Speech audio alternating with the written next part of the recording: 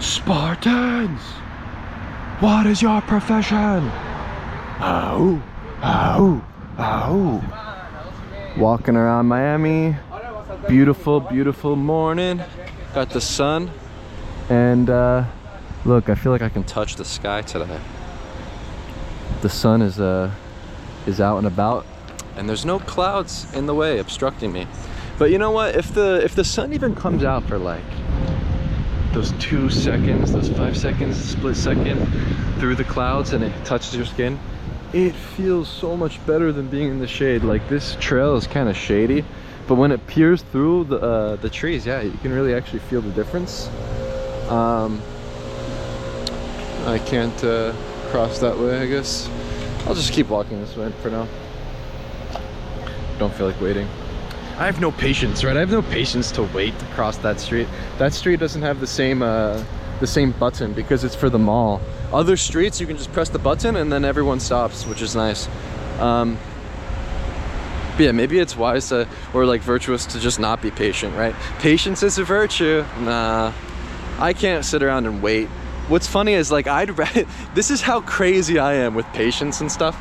I don't like sitting down, right? Like, I think pure bliss, like how to achieve pure bliss, just remain in a state of movement. Don't sit down, always be standing. Like, ironically, it's like the chaos is what, you know, provides the happiness, right? But for instance, like the other day, I walked all the way from Aventura, Miami to Hollywood Beach, which was like, I don't know how many miles, whatever. But it's very far, right? It's kind of ridiculous to walk there because you can drive there in 10 minutes. But I like spent 2 hours walking instead. It's like, I'd rather walk than sit down in some Uber. I don't know, I'm kind of weird. I wound up taking an Uber back because I was walking so much. But like, I don't know, I don't like driving. I don't like being in cars. Like, there's something about just like the way, like, I exist outside the passage of time, right? You know, this is my way of living, right? Where I walk endlessly. I'm in movement. When I'm sitting down in a car, I feel like it's a time suck. Like, that's like, this is like the biggest tragedy in modernity, I think, is being stuck in traffic, or just being behind the wheel of a car, or even being in the passenger ride and riding along. It really does ruin the day for me, which is like a weird thing. But I always get tired. Like, every time I sit in a car, I just instantly yawn. I'm like, ugh. And that's not how I want to be, right? I want to be full force, you know, with nothing but power, right? I got the power of the sun. I don't need a gun. Maybe it's wise to be foolish. Is that an oxymoron? Yeah, you know, walking is just it's a great way to spend time, right? All the times where it seems like it's just like a waste, everything that seems like it's a waste of time, ironically enough, is the best way to spend your time. This is how you get creative ideas and thoughts. You gotta just move, right? How can anyone just sit down and just like type away at a computer anymore? It's like, we have to do things in a new way, right? Embrace futurism. I like the idea of futurism, right? Reject the past, right? There's got to be a new way to do things. Like, a lot of the ways that like 9-to-5 jobs in the offices are set up is so bad. It's the complete, like, that's another tragedy. 2 tragedies: office work and traffic. Just transportation generally, because you can do a lot of this like computing mobily now, like using the iPhone, using the iPad.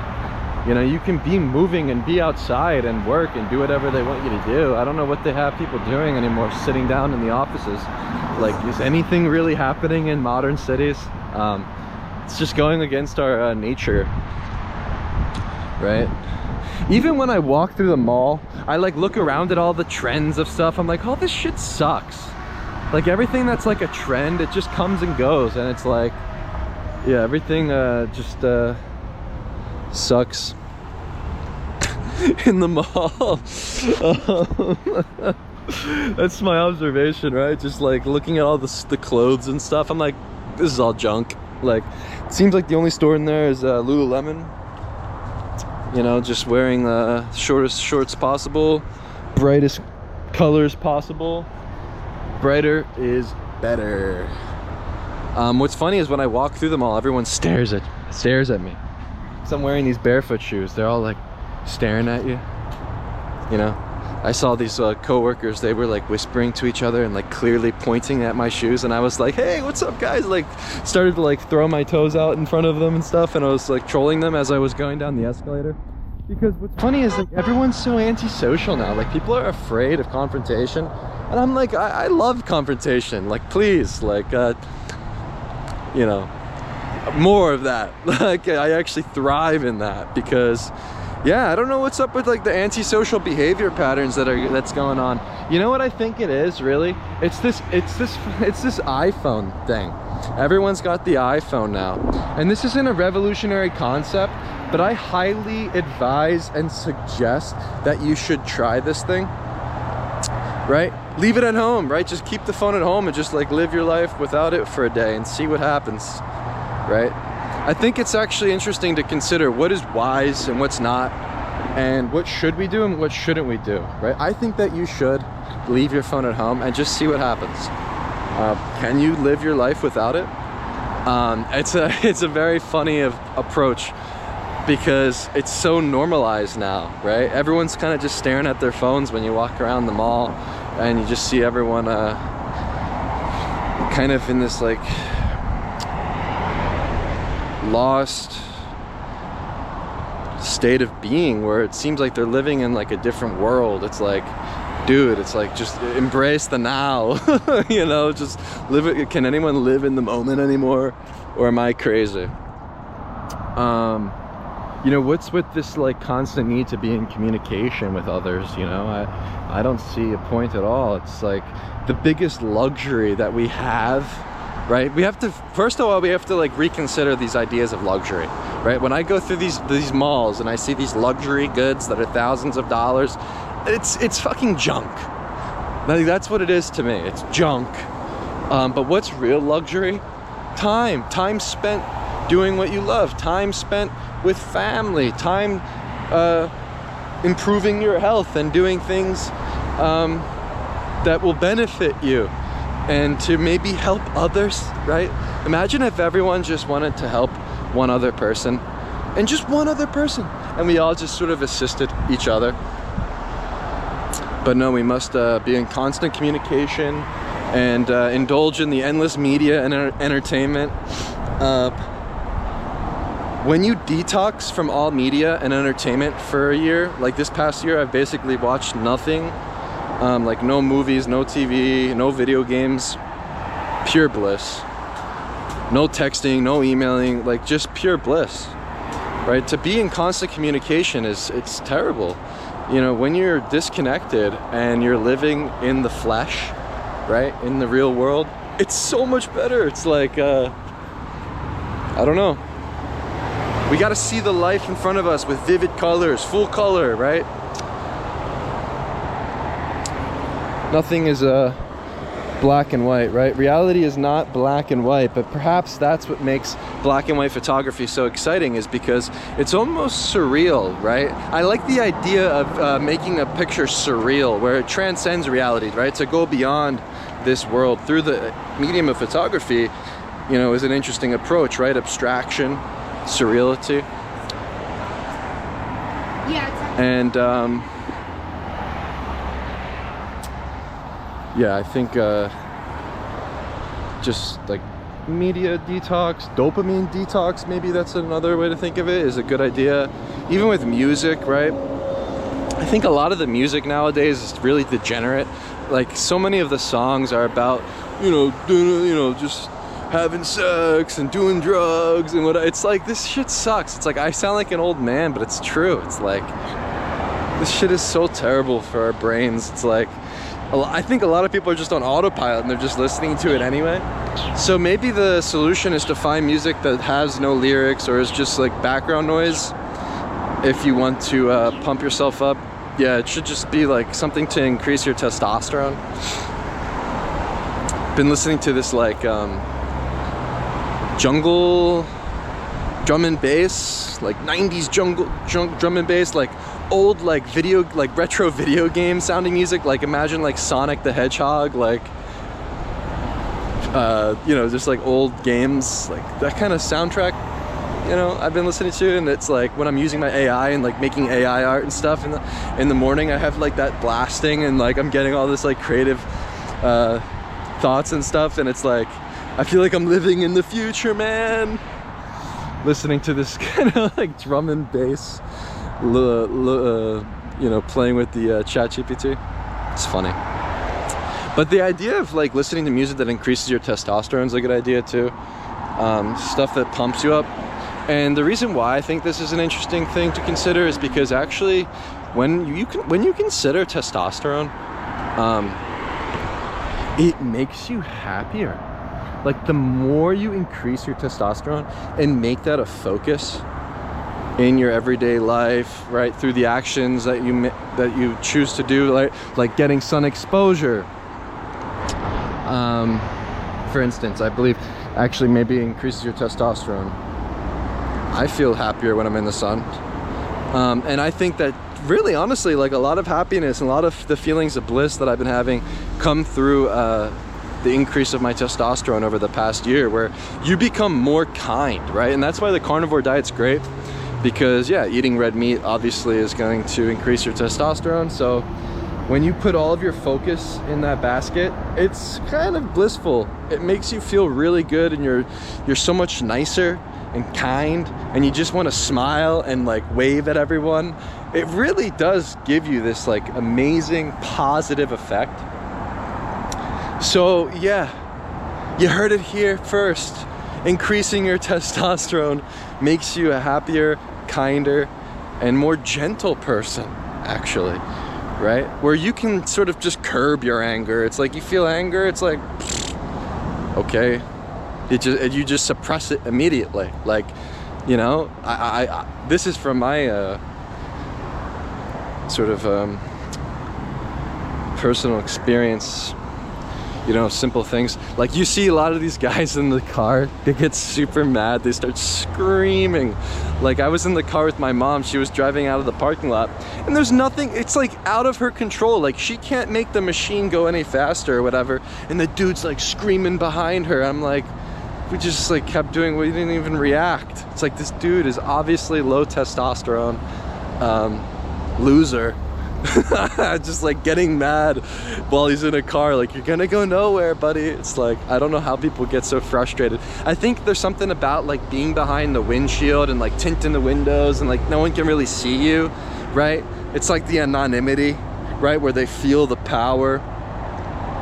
And speaking of anonymity and like the sort of antisocial behavior, it does spark through like any social media interaction is antisocial behavior. I mean, firstly, right, we need to start bringing back physical spaces, like no Zoom calls, emails, texting, all this bullshit. I think that's a negative, and actually just net negative. There's like all downsides with Zoom calls and all this kind of stuff. If anything, like FaceTime is a good innovation, because you can interact with your family and have that sort of relationship while being distant. But you know, with the internet, right, considering social media, considering like Twitter, X, whatever it's called now, Reddit, right? Fuck Reddit. Like, if you're an anonymous Reddit user, you're a loser, right? You're an antisocial rat that's like on the forum, you know, just talking shit. You know, a lot of people, I think, need to quote unquote touch grass, right, to go outside, experience life.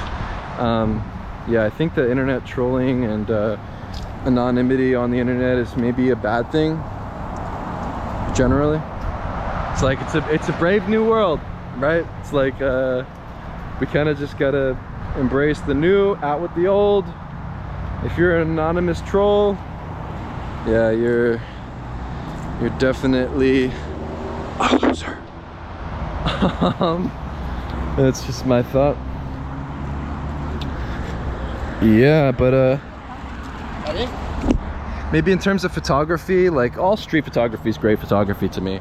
If you approach it in the autotelic approach, where you're just making photos for the sake of making photos, pure photos, right? Photos from your heart and soul.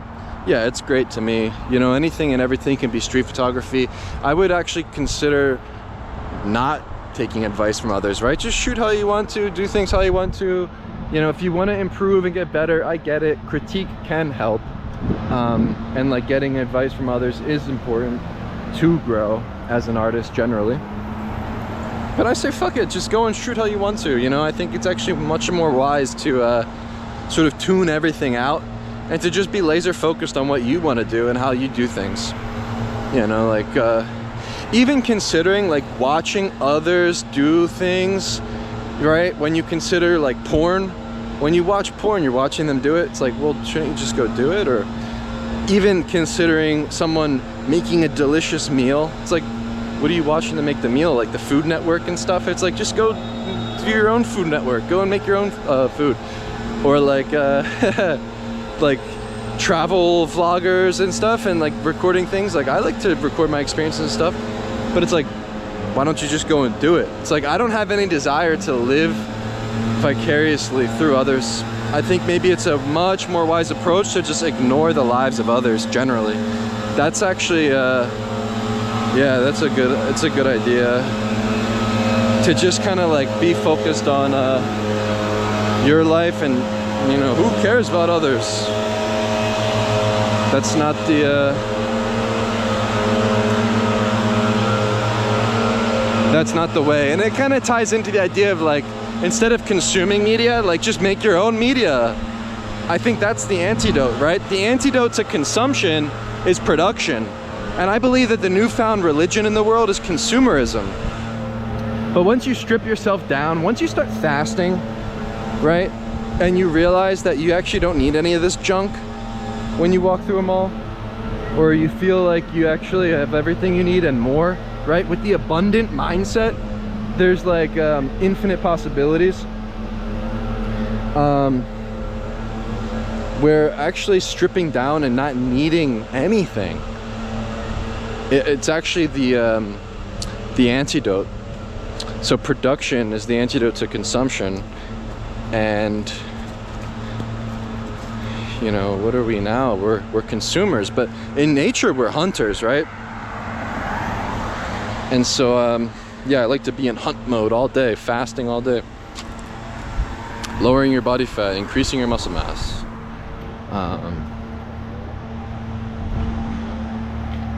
Simple enough. You know, you don't have to do much to do this thing, this fitness thing. You don't need to be running. The problem with running, when I see people running, it's like, who are you running from? You know, you could just go and walk, dude. It's like the same effect. Well, I don't know. Like, that's what's, you know, it's just my critique of my critique of running is, who are you running from? Like, that's what I like to think when I see it. It just aesthetically looks funny. It just looks funny. It's like, this dude is running from something. An invisible monster is chasing him. But look, everyone does things for their own reasons. Like, maybe it's fun to people. Okay, have fun.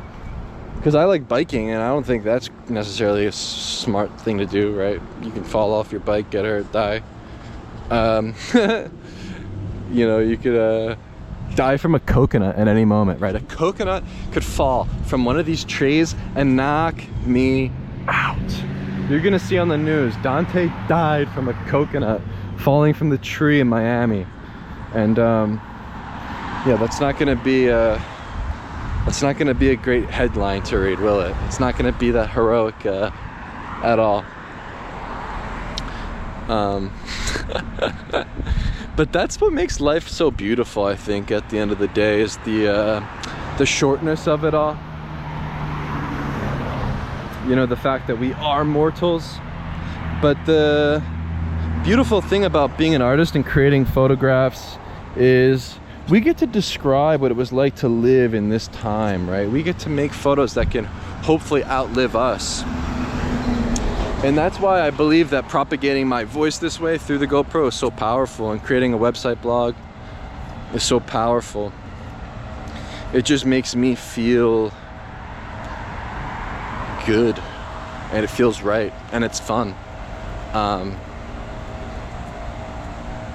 But the idea is that the things that we create are what ultimately help us evolve as humanity. You know, maybe that's the goal of it all anyway, is to just evolve, right? We can't stay complacent. You know, forget the past, reject the past, embrace the modern world, embrace the now, and move forward with creative and ambitious ideas, right? And I think it's also wise to consider, if you're an artist, you're a genius. All artists are born geniuses. Everybody is. You're just programmed otherwise as you go with the paces and move through life. But we're all creative geniuses deep down.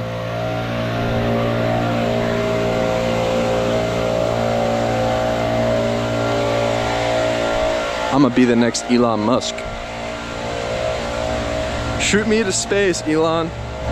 You know, I wrote my final essay in college about Larry Burroughs, the war photographer during the Vietnam War. He made some beautiful color photographs. I mean, really some striking imagery. This was my sort of interest at the time, and honestly, after my Peace Corps service in Zambia, I've been thinking, like, I should just join the military. And I've been I said it to myself every year. I'm like, I should just join the military. Now the more I'm like sort of just focused on training, health, fitness, yeah, the more I'm like, maybe that actually is a good idea. Because like being a citizen and just being like a regular schmegula person or whatever, just like going to work, doing the job, it just doesn't feel right to me. It's like I have like such a bigger ambition and desire in life. I don't feel like it's like I want to change things. Is it crazy to want to change the world? But you must change yourself to change the world. You know, but this is an actual thought I've been having, I mean, for a couple of years now. Maybe the intuition is right, you know, like that is my intuition. You know, after all, I think following your intuition is wise with everything. I mean, I kind of just treat myself like I'm a soldier in training every day anyways. What's interesting is when you wake up super early, like 4 a.m., 5 a.m., cold showers, doing all the sort of like militant kind of lifestyle stuff, it feels so good. Like you put things into perspective. When you go to bed early, you wake up early, you feel like you can conquer anything. You know, the days feel longer. Like I feel like there's actually too much time in the day. Like there's so much time in the day where you get up early, it feels like you are tuning everything out and it's just you, and you feel like you're the only person awake. It's interesting. I love waking up super early. Recently I've been waking up at like 5 a.m. every day. When you set your circadian rhythm with the sun and you go to bed super early and you wake up super early and you get at least 8 hours of sleep, it's so nice. And then just getting caffeinated, drinking a lot of coffee, black coffee. I think light roast coffee maybe is better. There's like more caffeine in it, or maybe even the flavor, because the dark roast I had, yeah, it wasn't as flavorful as the light roast. So maybe light roast is better. Still not like a coffee expert or anything, but yeah, I think that light roast maybe the one. I like light roast. It's pretty damn good. But yeah, I like to just think freely, you know, without bounds, without glass ceilings, just to think openly, ask questions. Recently been interested in just asking why to everything, and with the power of ChatGPT and using this tool, we can ask this all-knowing entity anything that we desire. We can visualize anything that we desire. So if I ever have like a word that pops up in something I'm reading or something I heard or saw or whatever, I can just right there ask it, what is its meaning? What is the etymology? What is the history? It gives you bullet points right there. All the information you need is right there. And you just feel so empowered through the knowledge and through seeking the truth, right? Where the truth sets us free. right? That's what I'm starting to realize. And you know, anything is possible. The only thing that's really stopping us is the gravity and the sort of physical limitations, but even that I don't think is a real concern. You know, we got to go beyond these like basic notions of like race. Like, I don't know why people have these like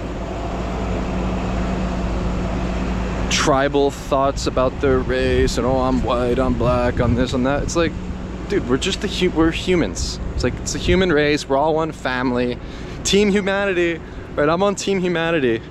You know, and all these like nations and states and separating borders and things. It's like, guys, I don't know about you, but I'm a free agent. Like, I'm a citizen of the world, right? I'm a citizen of the universe, of the galaxy, of the Milky Way galaxy. I'm not I'm not constrained to your city and your race and your background. You know, my critique of Italians is kind of funny. When I consider, and someone meeting me, they're like, "Oh, Dante, you're Italian," or something. I'm like, "Yeah.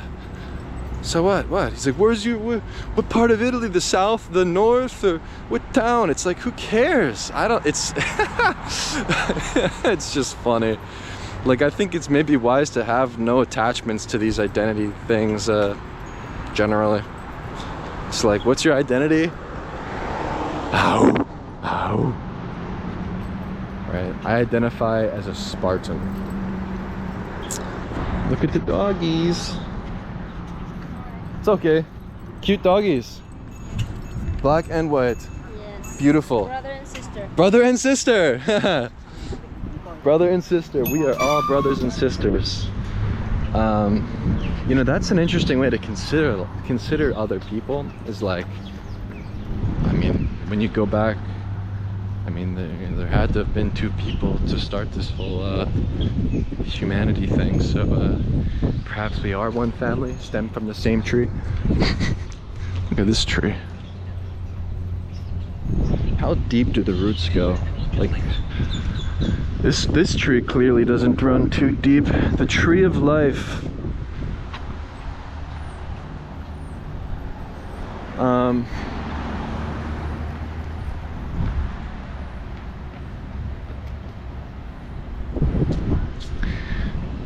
Beautiful morning.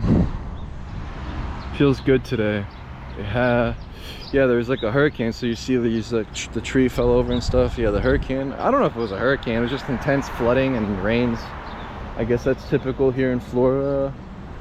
You know, even some places like parking lots were completely flooded. I looked out at the golf course. There were so many pools of water and like the sand traps and stuff. Yeah, you can see everything kind of got destroyed. Mother Nature. What's funny is the planet will be okay. Like, okay, my critique of environmentalism and stuff is like the planet and like the world around us, it's constantly ebbing and flowing, ever changing. Everything's connected. The tides are changing with the moon, and the pattern of the sun and all these kind of things are affecting the way that we wake up and go to sleep, and the volcanoes erupt, and there's earthquakes and disasters, and you know, I guess maybe the climate will change. It's always changing. I don't know.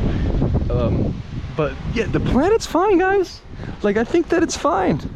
Like, I guess we can come through, pick up the broken trees, and clean up so we can walk on our paths that we created. But if anything, it's like, it's the humans that we gotta worry about. Like, we gotta worry about ourselves before the planet. I mean, we're still fighting and bickering and stealing and killing each other. So it's like, we gotta think of humans before the planet, before the climate, before like all these things. It's always concerning to me when we try to intervene with the natural order of things.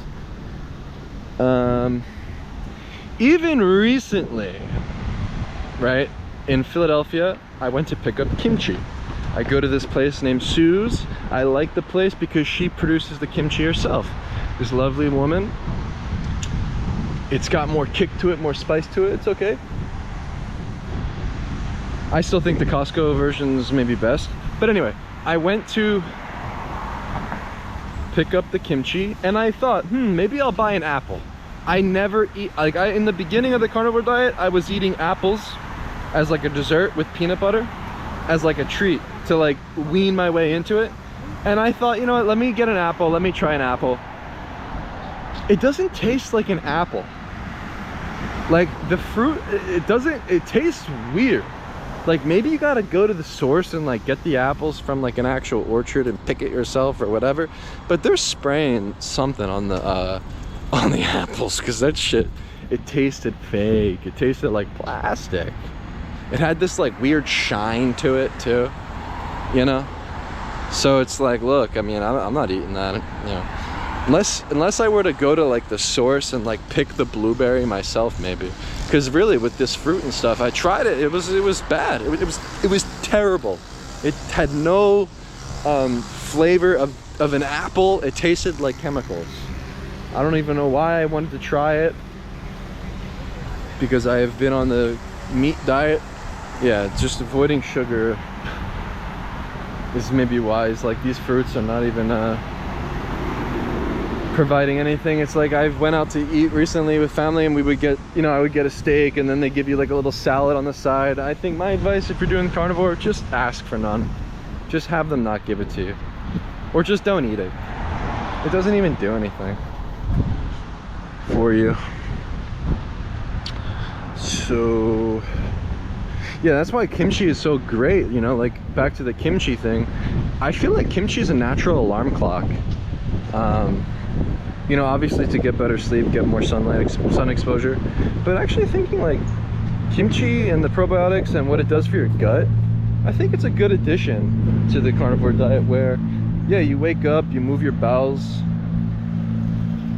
on like in clockwork, and I think that your bowel movements are also determined maybe through your circadian rhythm as well, like when you go to bed and when you wake up and things like that, I've noticed. But I do believe that the probiotics from the kimchi and the sort of magic in the gut that it does is good to consider. Yeah, try it. It's also got good flavor and stuff. Look at this big tree, wow. But yeah, the connection between everything, right? Whether it's nature, the trees, the oxygen it provides you, the sun, or even to the smallest cells in your body, and the millions, or perhaps I think when I went in ChatGPT it said like trillions, I think, of like microorganisms and bacteria, whatever that exists, like your probiotic region here in the gut. I'm such a bad biologist, scientist guy, whatever. I don't know much of the facts, but I will slowly learn because I have the power of AI now.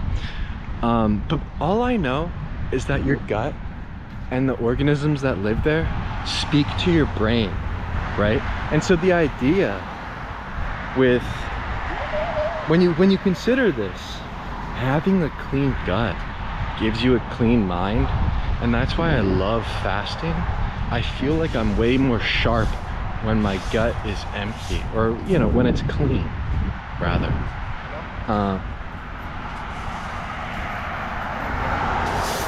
What is love? Love is the feeling you get when you take a shit. What else? So yeah, actually considering that, right, the connection between your gut and your brain, sugar hijacks your body. It hijacks your brain. The connection when you eat the sugar, when you eat the carbohydrates, why is it that when you eat like one chip, or like why is it that when you eat one cookie or you eat one piece of candy and all this kind of stuff, why is it that you always want more, right? It's like you eat one, you can't just eat one, you got to eat two, and then three, then four, then five, and then you're winding up putting your hand down the bag and eating the whole thing. What is that? It's the hijacking of your brain, of your body. It's your gut talking with the brain. That's what I believe is going on. And that's why these things are so addictive. And why is it that the whole grocery store is filled with this shit? The whole center of a grocery store, right? It's all the bright popping colors, right? They got the best marketing. They got the best commercials for all this shit. All this junk, right? Don't consume junk. Don't consume garbage, right? Don't consume media, make media. It's all junk, it's all bad. But I still think that media, you know, everyone loves media. So there's something to be said about creating it. I think there can be some value here of making your own. If anything, it provides you with a sense of joy and happiness. If you like doing it, yeah, I'd suggest getting a GoPro, doing street vlogs, film whatever you're doing, whatever you're up to. POVs are the future. I think the POV chest mount is great for sharing physical exercise in the gym or biking and hiking and whatever you're up to. It's cool to watch those things, right? I like watching that. I like looking back at the videos I create. It's like I want to propagate and make things that I want to see manifested, you know, in the ways in which we produce media. Right? No more scripting and writing. It's like, let's just freestyle shit. Cook it up in the lab, in the public arena, in the open world, the endless and open world for us to conquer. 1995. I was born 1 year later. In an interesting time. You know, I had the Game Boy. That was my iPhone. The first time I got the iPod Touch, what was I, like 13? That was basically an iPhone.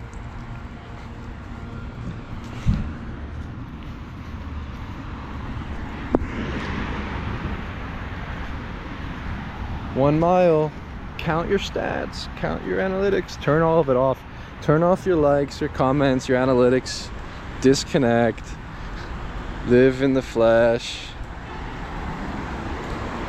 Nobody cares. Nobody's watching.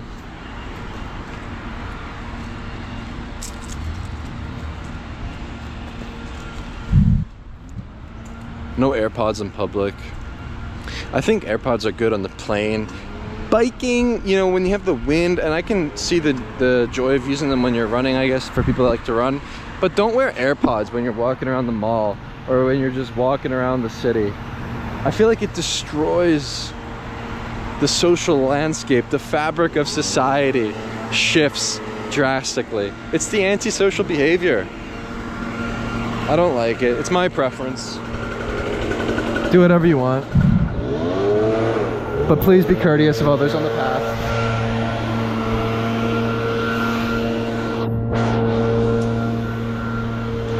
I think that using a GoPro and sort of recording your thoughts and making videos is a much more interesting approach than writing, because when you write things, you don't get to see their body language, you don't get to see their voice or their lips moving, their facial expressions. Right? I don't trust writing anymore because, come on, we can just generate text with the ChatGPT. Like, writing is kind of whack. Like, what is the function of writing anymore? It's like, times are changing. I think that the GoPro or whatever, the iPhone, whatever you can use to make video and audio, yeah, this is kind of like the future way of writing. And considering photography as the universal language of the world is super powerful, right? Through moving images, all art generally is like the universal language, right? The paint on the ground, right? This is a sort of universal language. We all know what the paint means on the ground. We all know what the curb means and what the yellow means and all the different colors and things that they use, like the red and the green, right? Stop, go, right? Art is everything, actually, when it comes down to it. At the end of our lives, right, when we're dying on our deathbed, what is it that you can do? What can you leave behind?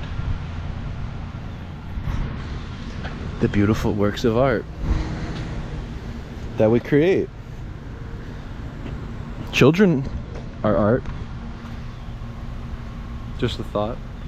That's maybe the most pure form of art, is created in your image, right? As I'm created in his image, then he's created in mine. And perhaps that's the end game of things. Wow, man, these trees are crazy.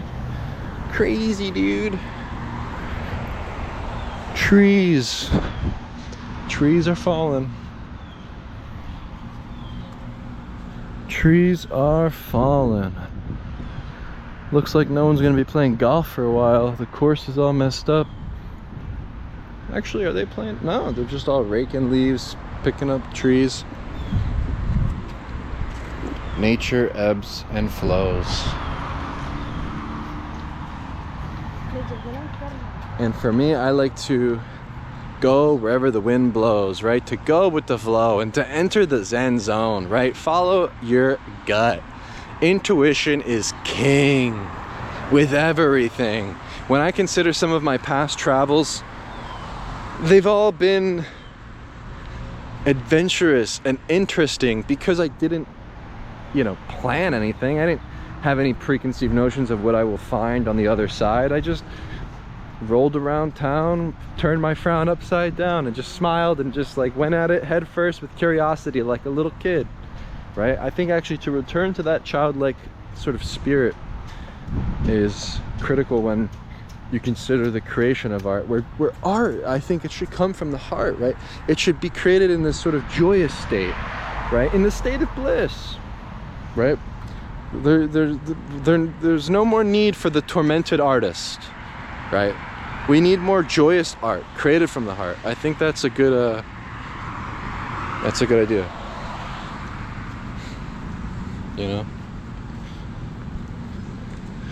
And yeah, you never know what's around the corner. You never know if today could be your last.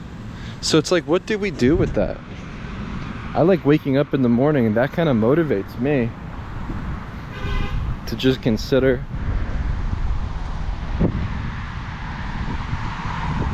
that it could be your last.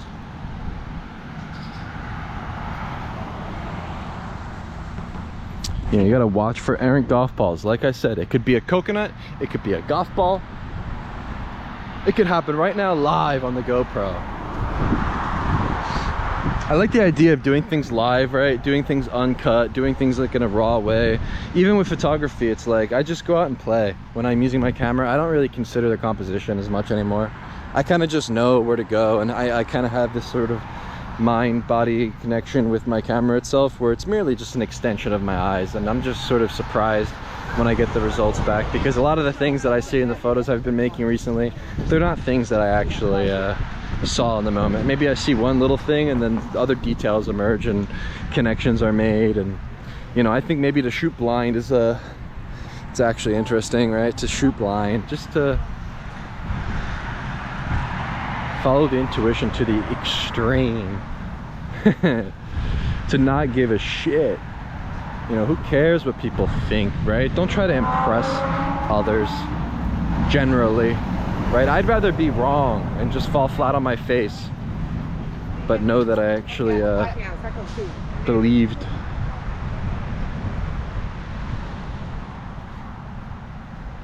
It's like, I could be right, I could be wrong. Who really cares?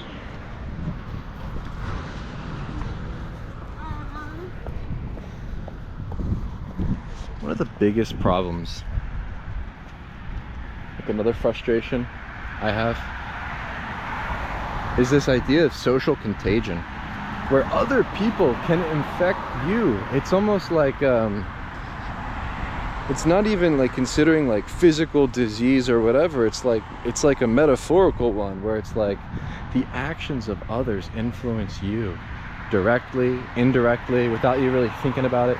Just the vibrations and the frequencies that people give off, whether it's their facial expression, if they're depressed and they're sad and down and they're hunched over, right? and then you kind of like, or like they yawn and you yawn. Like, what's that? It's like, you're tired, now I'm tired. Why is yawning contagious? It's like, no, I'm full of energy, man. You know, I'm happy over here. You know, that's why I think there's something about smiling, where like the more that you just are spreading joy, the smallest thing you can do is smile, the better off. Like, we're actually, that can be one of the biggest impacts. It's like the smallest little details, but perhaps smiling is the answer. Just being more kind, smiling, spreading positivity. You know, I kind of like the idea that we're all just energy, we're all carbon, we're all just leaving our footprint behind, right? Well, why don't we make it a good one? Right? We can all sort of work together, like working, you know, evolution. That's the goal, to be in a constant state of change, right? I never want to be complacent, right? We should be like ants building kingdoms. Think of those little ants, right? They all have a hive mind. They're all thinking the same wavelength. They're all moving with intention, creating these structures that are so detailed and intricate. There's so many canyons and caves in those little ant hills, and they're like the pyramids, right? The metaphorical pyramids that we built, the Egyptians, right? There's something about ants. Could we be here without ants? What are ants' roles in the animal kingdom?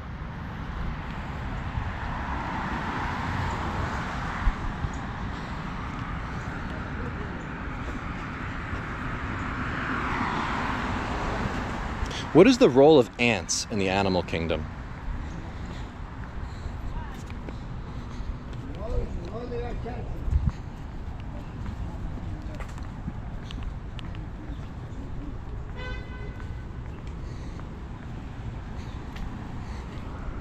Ants play several crucial roles in the animal kingdom and ecosystems. 1, decomposers. They help break down organic material, like dead insects and leaves, contributing to nutrient cycling in the soil.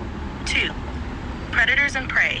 Ants are predators of other insects and small organisms, and they also serve as prey for many animals like birds and lizards. 3, seed dispersers. Some ant species disperse seeds, aiding in plant propagation. 4, soil aeration. Their tunneling activities improve soil aeration and nutrient mixing. 5, indicator species. Ants can indicate the health of an ecosystem. Changes in their populations can signal ecological shifts. Their social structure and ability to adapt to different environments also make them fascinating for ecological and evolutionary studies. Can humans exist without ants? I can't browse or direct you to specific websites like chatgpt.com. What? Can humans exist without ants?